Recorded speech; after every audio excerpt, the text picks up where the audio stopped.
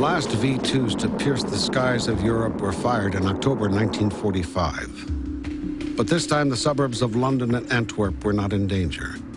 This was only a demonstration.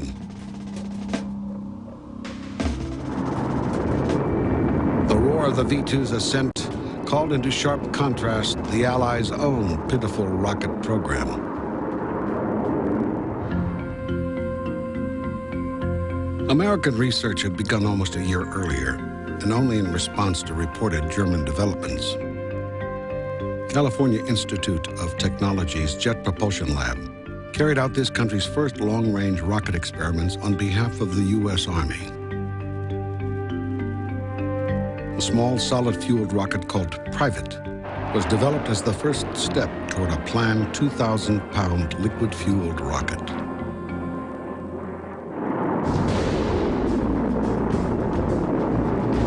With the capture of actual V-2s, the weapon's staggering complexity galvanized U.S. Army ordnance into action. A missile proving ground was established at White Sands, New Mexico in July 1945.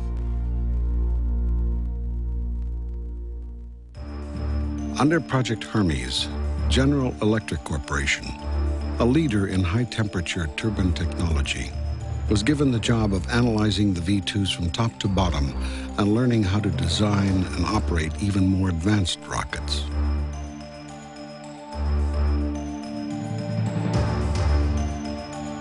In January 1946, Werner von Braun and 20 members of his Peenemünde rocket team arrived at White Sands under a U.S. government program called Operation Paperclip.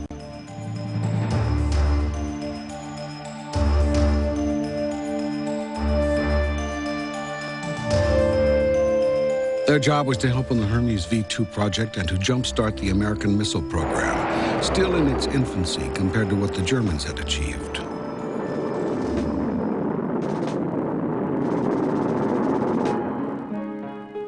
American Colonel Holger Toftoy, head of Army Ordnance Research and Development, and who had been responsible for delivering the German missiles and personnel to White Sands, saw potential in broadening the scope of the Hermes project.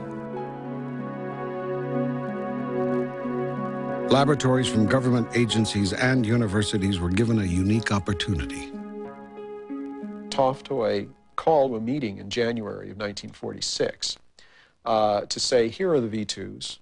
Instead of putting a ton of TNT into the warhead, we would like to invite you different groups to put instruments into this warhead space, literally called it a warhead space, to help us better understand the upper atmosphere, but basically to do what comes naturally to you.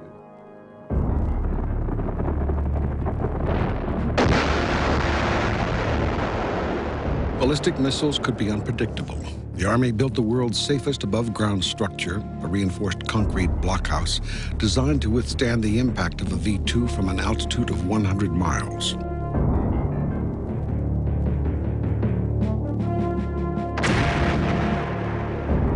The roof was 27 feet thick.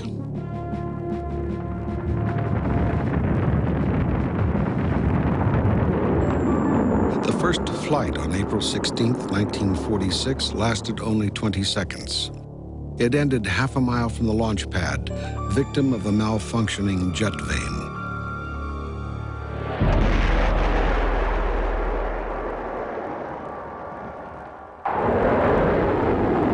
Within 30 days, a second V-2 was fired, rising like an arrow from the desert floor. Scientific exploration of space had become a reality.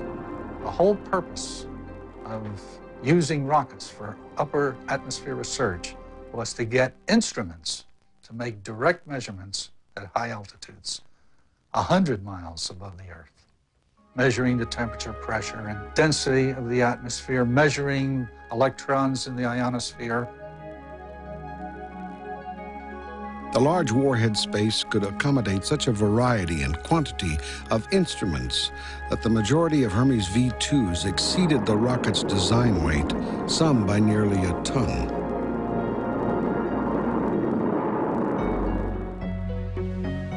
One of the more challenging aspects of the program was retrieving scientific data. Radio telemetry was limited at first, and separation of data canisters from the expended rocket didn't always work. The answer was to put recording devices inside armored casings that could withstand the plunge into the desert floor. Such was the case in October 1946 with V2 number 13, which had on board a motion picture camera strengthened with 1-inch armored steel. The camera was destroyed on impact, but the film was recovered in perfect condition. What survived were the first motion pictures showing the Earth's curvature. It was a defining moment in man's understanding of his planet.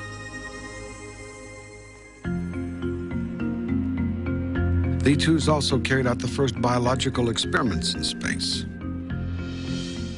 The first attempt to measure the effects of acceleration and weightlessness was made in June 1948. Albert, a 9-pound rhesus monkey, was first anesthetized, then wired to transmit respiratory movements back to Earth.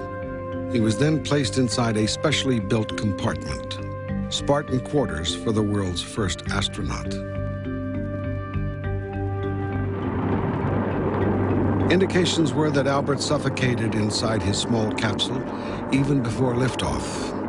He would not have survived his return to Earth because of a parachute malfunction.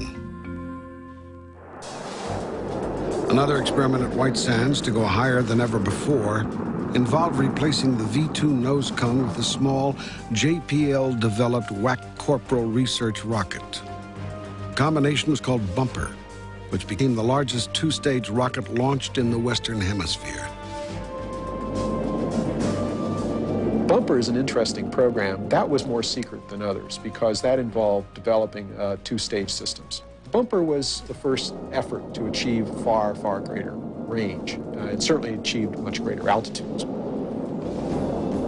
Bumper 5, launched in February 1949, reached a record 244 miles into the blackness of space. American engineering and know-how had transformed a weapon of terror into an instrument of discovery.